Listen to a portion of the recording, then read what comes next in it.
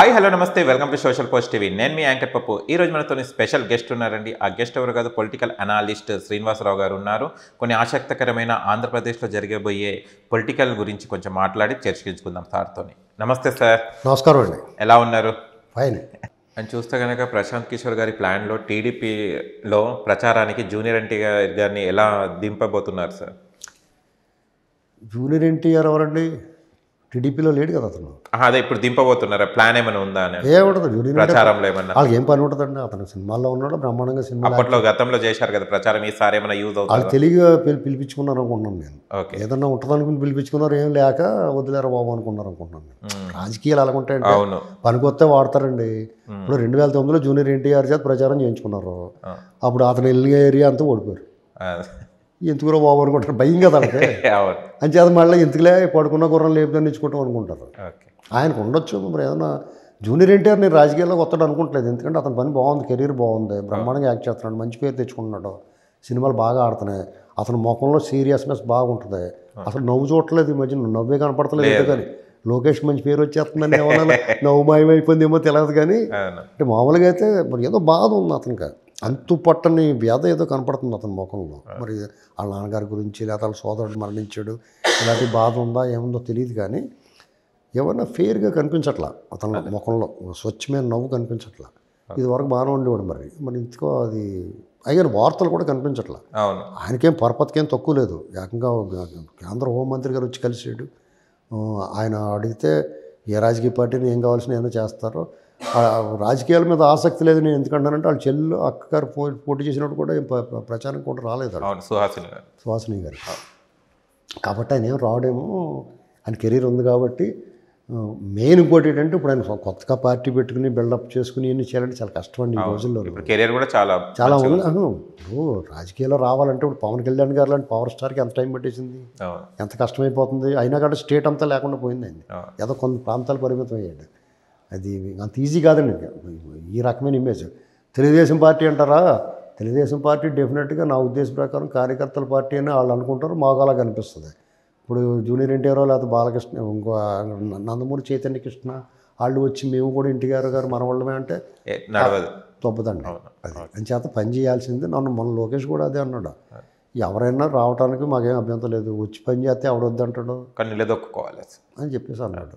చేత పదే పదే జూనియర్ ఎన్టీఆర్ గురించి ఈ మధ్యన మాట్లాడుతూ మానేసారు అందరూ. అవును, అసలు టాపిక్ ఎవరో కూడా. ఇప్పుడు ఈ మధ్యకాలం మీరే అడిగారు నన్ను. ఇప్పుడు ఒకవేళ జూనియర్ ఎన్టీఆర్ గురించి మంచి మాట్లాడినా చెడు మాట్లాడినా, బాగా మంచిగా మాట్లాడితే వాళ్ళు తిడతారు, చెడుగా మాట్లాడితే వీళ్ళు తిడతారు. ఏదో గోల మనకి ఎందుకని ఎవడో మాట్లాడతలేదు. కానీ వాస్తవం చెప్పుకోవాలంటే జూనియర్ ఎన్టీఆర్ కూడా పెద్ద ఇష్టం లేదు. మీరు అబ్జర్వ్ చేయండి, మామూలుగా జూనియర్ ఎన్టీఆర్ సినిమాల వరకు సూపర్ అండి. అతను నిజంగా మంచి నటుడు, మంచి డ్యాన్సర్. అతనితో కొన్ని అద్భుతమైన కళాఖండాల చిత్రాలు తీయచ్చు. మంచి దర్శకుడు సరైన కథ పట్టుకెళ్తే. ఎందుకంటే ఎంతసేపు గొడ్డలున్న కత్తులు గీతులు కాకుండా ఎమోషన్ను, అగ్రెసివ్నెస్, ఎమోషను, ఎలివేషన్ ఉన్న సీన్లు ఉన్న సినిమా తీయగలిగితే అతనితోటి బాగా పండుతుంది. సినిమా చూస్తారు బాగా. మీరు ఇందాక సింహాద్రి అనుకోకుండా చెప్పాను. అయినా సరే సింహాద్రి సినిమాలో ఆ కేరళలో ఆ సీన్ ఇతను రౌద్రంగా వెళ్ళి ఆడ వెనకాల తరుగుకుంటూ వెళ్ళి కొట్టడం అనేటువంటిది ఆ సినిమాకి బూస్ట్. అసలు ఒక రేంజ్కి వెళ్ళిపోద్ది ఆ పాట. అది కూడా ఏదో మలయాళం పాట పెట్టేశారండి మీకు. అది సరైన వాడుకోగలిగిన దర్శకుడు ఉంటే కనుక జూనియర్ ఎన్టీఆర్ని. అలాగే అతనిలో కామెడీ కూడా మంచి బాగుంటుంది. అదుర్స్ సినిమాలో బ్రహ్మాండంగా యాక్ట్ చేసాడు. బ్రహ్మానందం ఇద్దరు కాంబినేషను. అలాగే ఆయనది ఎంఎస్ గారి కాంబినేషను అద్భుతంగా ఉంటుంది సినిమా. కాబట్టి ఆయన్ని సినిమాల వరకు అందరూ ఆదరించి అభిమానించాలి. రాజకీయాలకు ఆయనకి తెలియని ఎరిగిన ఆయన పట్ల పైగా టీడీపీ క్యాడర్ ఆయన డిజైన్ చేసుకుంటూ వస్తున్నారు మెల్లగా. దానికి కారకుడు ఆయనే. ఎవడో కూడా దగ్గర తీసుకుని ఇది తీసుకోవయా అని చెప్పి ఎవడున్నాయి. నువ్వు కష్టపడి పనిచేసి అక్కడ కాంపిటీషన్ ఉన్నప్పుడు, అక్కడ ఒక సమర్థవంతమైన నాయకుడు దాన్ని నడిపిస్తున్నప్పుడు, నీకు అందులోకి ఆ ప్లేస్లోకి రావాలంటే నువ్వు ఎంతో కష్టపడి రావాలి. లోకేష్ గారికి అంత ఈజీగా దొరకలేదు ఎంట్రీ. ఆయన ఇప్పుడు కాళ్ళు అరిగిపోయేలాగా నడిచి ఇవన్నీ చేస్తే లీడర్షిప్ క్వాలిటీస్ నిరూపించుకుంటే ఇప్పటికీ నువ్వు నాయకుడు అయ్యా బాగుండు. ఇప్పటికీ కూడా పెద్ద విరిచి కూడా ఉంటారు. అర్థమైందండి. అంచేత ఒక వ్యాపార సంస్థ, ఒక ఫ్యాక్టరీ పెట్టి వాళ్ళ నాన్న తప్పుకుని కొడుకు ఇచ్చినంత ఈజీ కాదు రాజకీయ పార్టీ. కాబట్టి అది ఎవరో కూడా బాధపడకూడదు. సినిమాల వరకు ఆయన నెంబర్ 1, అంతవరకు ఆయన్ని ఆదరించాలి, ఇంకా పైకి రావాలి, మంచి సినిమాలు చేయాలని కోరుకుందాం. ఓకే. ఒకవేళ రాజకీయాలు తీసుకొస్తే ఆయన చెడిపోతాడు. అదే 300 మంది ఆయన అభిమానించి వాళ్ళు తిట్టుకుంటారు. అది పరిస్థితి. ఏపీలో చూస్తే కనుక మహిళల ఓట్లు ఎవరికి పడనున్నాయి సార్? కారణాలు ఏంటి? ఎవరండి?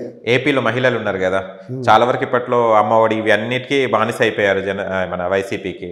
మళ్ళీ మహిళల ఓట్లు ఎవరికి పడబోతున్నాయి? అసలు కారణాలు ఏంటి ఒకవేళ పడితే?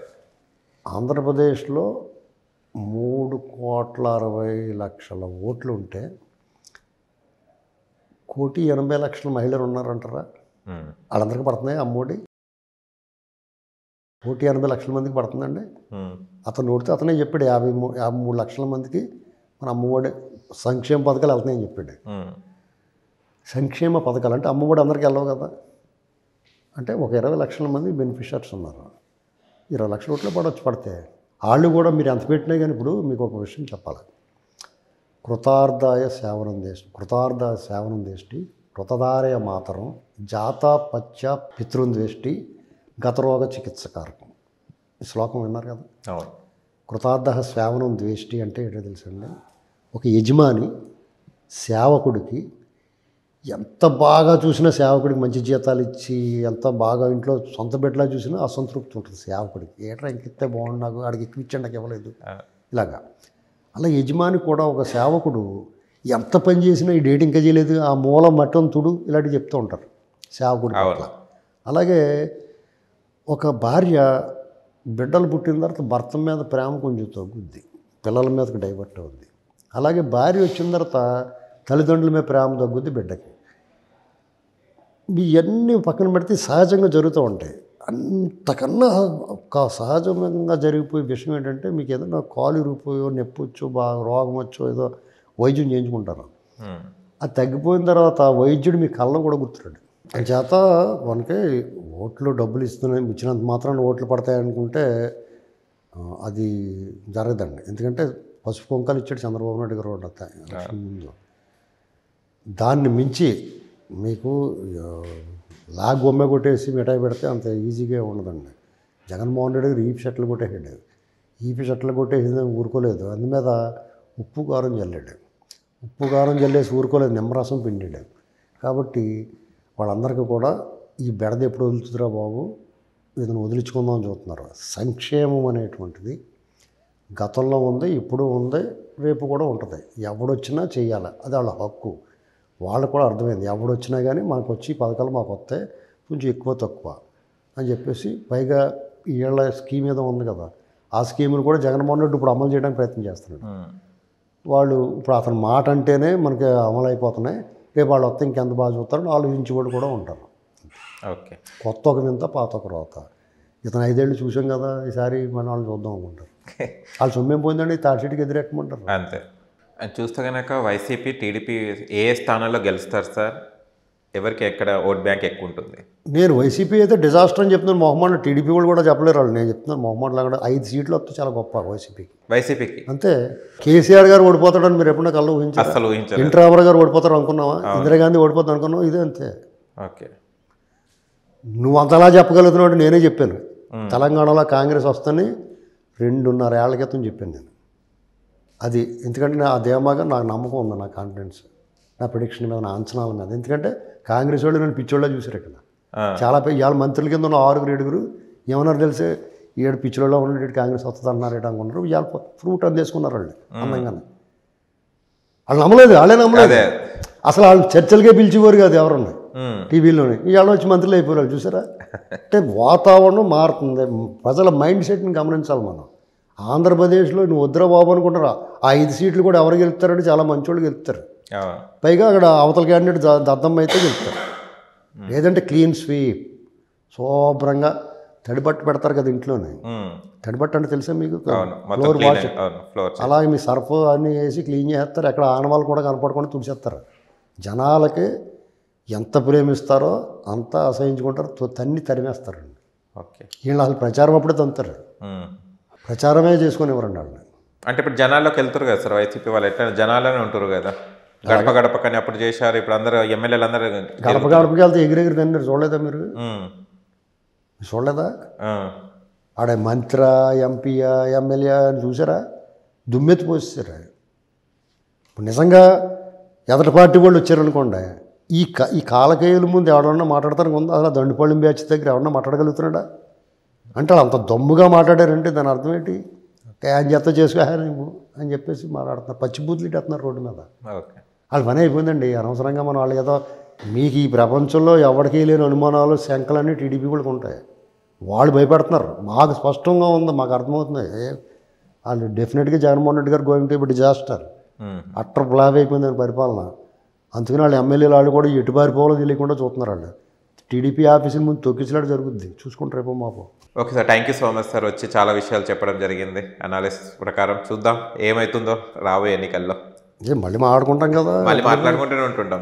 నేను ఇలాగే చెప్తాను, నేను అనుమానం లేదు. 5 సీట్లు కన్నా ఒకటి ఎక్కువ వస్తే వాళ్ళు తప్పు చేసినట్టు.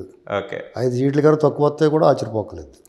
ఎందుకంటే అది వాళ్ళ స్వయంకృతం. అవును, ఇప్పుడు టీడీపీకి 23 వస్తాయని ఏమన్నా ఊహించడా? అంత దారుణంగానే పరిపాలించారు వాళ్ళు. హ్యాపీ సండేలు, కియా మోటార్స్, పట్టిసీమ నీళ్లు, మిలీనియం టవర్స్, మెడిటెక్ జోన్లు ఇవన్నీ చేసాడు పాపం. జలహారతులు, నదుల అనుసంధానం ఇవన్నీ చేసినోడిని 23 ఇచ్చారంటే ఇంత అరాచకం చేసినోడికి ఓటు కూడా ఇవ్వకూడదు. 5 ఇంకా నేను 5 చెప్తున్నాను, వాళ్ళు నాకు గిఫ్ట్లు పంపించాలా. Okay, okay sir, thank you so much. చూశారు కదా ఫ్రెండ్స్, మీకు కనుక మా వీడియో నచ్చిన లైక్ చేయండి, షేర్ చేయండి, కామెంట్ చేయండి, సబ్స్క్రైబ్ చేయండి ఛానల్. అక్కడ గంట సింబల్ టంగున కొట్టండి. నేను మీ యాంకర్ పప్పు. Bye bye.